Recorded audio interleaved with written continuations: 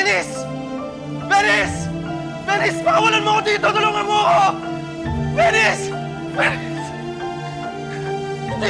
Hindi ako baliw! Hindi ako baliw, Venice! Tulungan mo ako! Hayop kayo, Vivian! May araw rin kayo!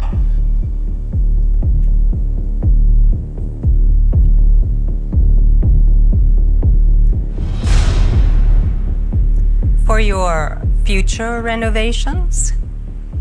Thank you, ma'am. Basta siguraduhin mo lang na hindi na siya makakalabas.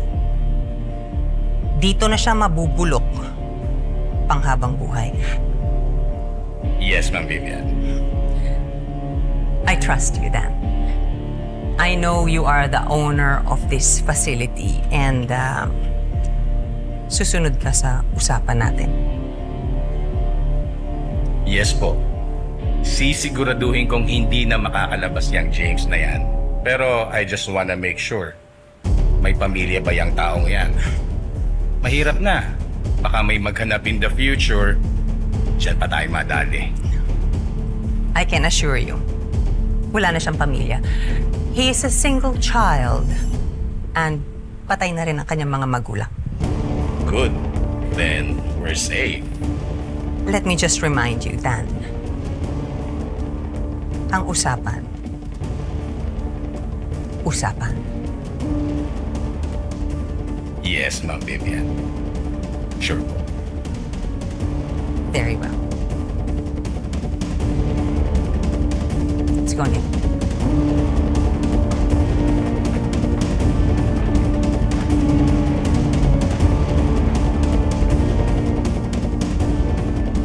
Mga hayop kayo, Vivian! Venice!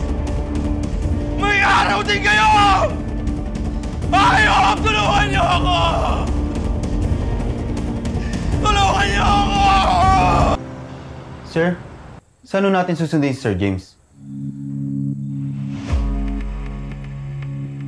Nag-email sa akin si James eh.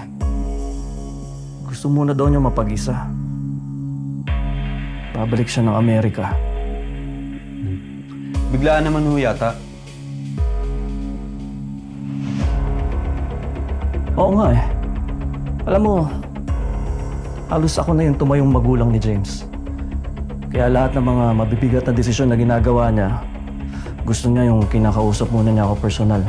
Para mas malinawan siya. Kaya nga nakakapagtaka na nag-email lang siya ngayon. Nakakapanibago. Parang hindi galing sa kanya.